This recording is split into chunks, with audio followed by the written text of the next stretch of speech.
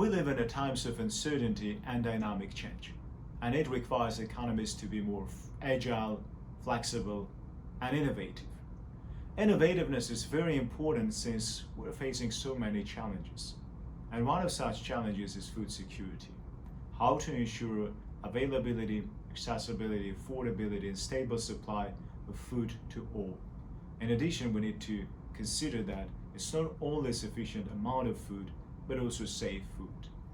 Considering that we are facing an issue with a global population growth and further urbanization, then it's not sufficient to invest and do agriculture and food production as we did before.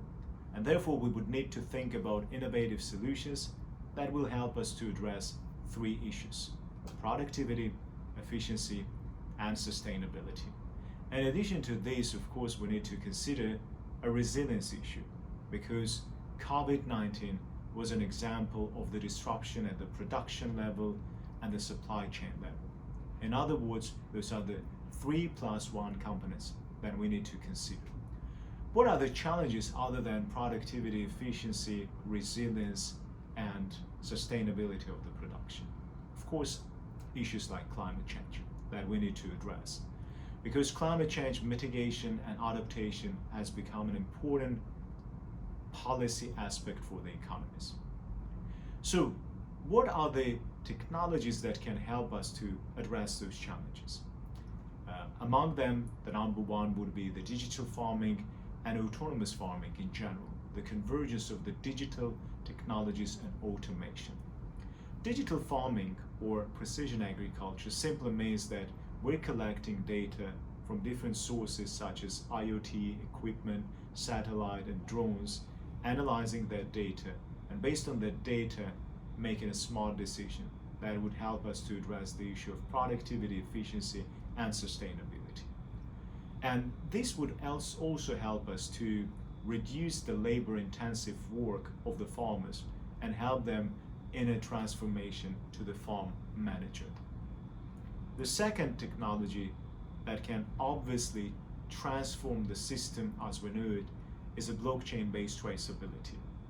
Today, the supply chain has become so complex and it's difficult to trace some of the products.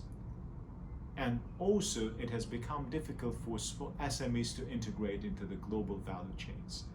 Blockchain-based traceability can help to address these and many other issues associated with food fraud and food safety. Adaptation of blockchain technology can help us to build trust among consumers and producers, but also ensure a transparent flow of information that would be accessible to the public. Two technologies that are very relevant to the growing cities is vertical farming and alternative proteins. Vertical farming has a great potential of supplying some fresh vegetables and greens to supermarkets, retailers, and restaurants in the growing cities. And it has become an interesting development in many growing cities, and particularly in developed economies.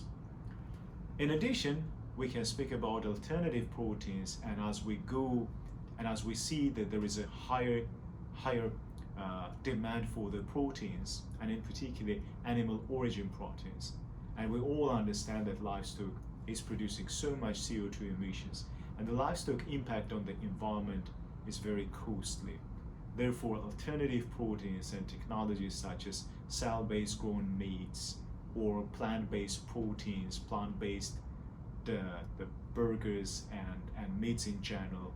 But in addition to this, also application of technologies such as 3D printing in food production has an interesting perspective and fascinating future. Then of course we can think about other technologies such as e-commerce platforms that can help to directly link producers with the consumers. But as a result of the use of the digital tools in general, economists has a great chance of opportunity of improving also access of farmers to the financial resources. Because as a result of the lack of data, banks and financial institutions do not want to spend money on collecting that data, and therefore the high transaction cost does not make small farming interesting for the banking and financial sector in general. Therefore, as we go and introduce more precision agriculture and digital farming techniques, then the collected data would also flow into the other channels such as for example insurance organizations, financial institutions, making this product more targeted and affordable to the farmers.